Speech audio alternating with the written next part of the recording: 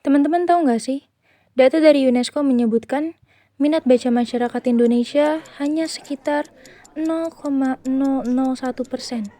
Artinya, dari 1.000 orang masyarakat Indonesia, hanya 1 orang yang suka membaca. Juga berdasarkan data Kantor Perpustakaan Nasional Republik Indonesia, 90% penduduk usia di atas 10 tahun tidak suka membaca buku. Melalui video ini, saya ingin mengajak teman-teman untuk menciptakan kebiasaan baru, yaitu membaca buku. Saya yakin kita pasti bisa kok. Semangat! Hai, saya Andina Putri Safira akan mengajak teman-teman untuk mulai menyukai aktivitas membaca buku. Membaca merupakan sebuah aktivitas yang membawa dampak luar biasa. Lewat membaca, seseorang dapat memperluas ilmu pengetahuannya, memperluas wawasannya, dan juga dapat merubah sikap dan keterampilan seseorang. Namun sayangnya, masyarakat Indonesia, apalagi generasi kita, umur-umur kita nih, para remaja, cenderung tidak menyukai membaca, bahkan tidak menjadikan membaca itu sebagai habit mereka. Kira-kira apa aja sih penyebabnya? Nah, aku akan kasih tahu 4 penyebab kurangnya minat baca masyarakat Indonesia. Yang pertama, lingkungan sekitar. Lingkungan sekitar ini bisa dibagi menjadi 2, ada lingkungan keluarga dan lingkungan pertemanan. Yang keluarga dulu nih kita bahas. Keluarga, terutama orang tua, merupakan guru atau contoh dalam kita melakukan aktivitas ketika kita kecil bahkan hingga sekarang.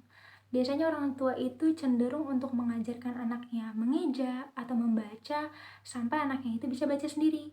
Tapi ketika dia sudah bisa baca sendiri, ya dilepas gitu aja dan dibiarkan untuk mengikuti sekolah formal tanpa dipantau sampai mana bacaannya. Dan untuk yang lingkungan pertemanan, kalau teman kita memang jarang membaca atau tidak suka membaca, kita jadi cenderung gak suka juga. Penyebab kedua, generasi serba instan. Ternyata gak makanan doang ya yang instan, tapi membaca juga. Dilihat dari mana? Dilihat dari cara kita untuk membaca berita.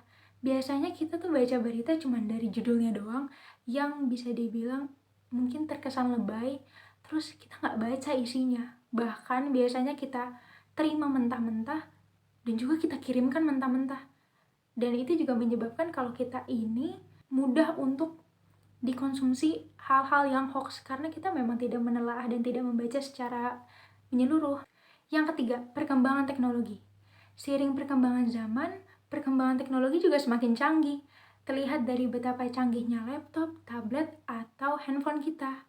Dan di situ juga ada fitur-fitur menarik, apalagi ada sosial media dan game online yang seakan-akan berkompetisi untuk meminta perhatian kita.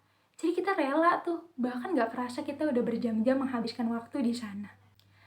Last but not least, yang keempat, dan ini merupakan faktor utama kenapa minat baca masyarakat Indonesia itu rendah.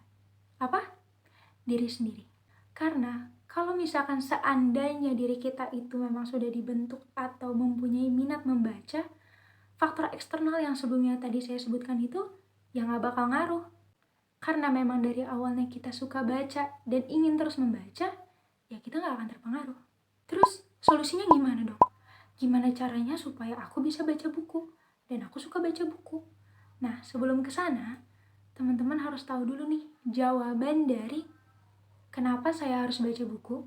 Jawabannya, selain dari pengalaman, lewat membaca kita juga dapat memperluas wawasan kita, berpikir menjadi lebih kritis, dan juga dapat lebih bijak dalam menanggapi segala hal yang berada di lingkungan kita.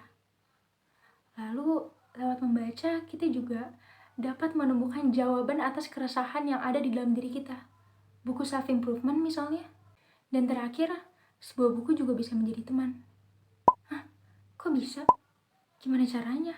Teman itu kan orang, bukan barang. Teman-teman akan tahu jawabannya di 4 tips yang akan aku kasih untuk membuat kita suka membaca buku. Yang pertama, pilih buku yang disuka. Untuk mulai mencintai membaca buku, teman-teman bisa memulainya dengan bacaan yang ringan. Misalkan novel, atau komik, atau juga kutipan-kutipan puisi singkat. Teman-teman gak perlu dulu untuk memulainya bacaan-bacaan yang kritis atau bacaan yang bisa membuat pusing. Yang kedua, jadikan waktu luang untuk membaca buku.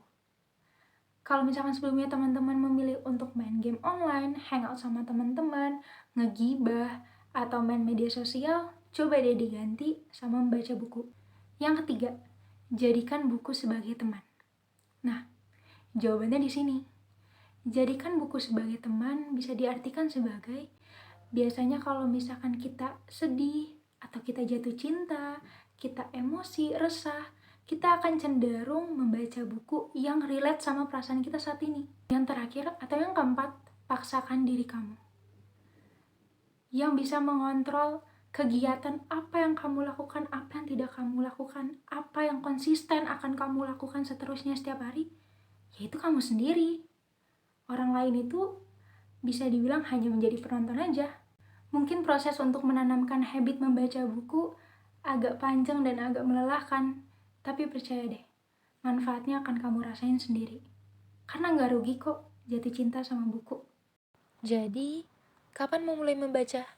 Yuk, dari sekarang.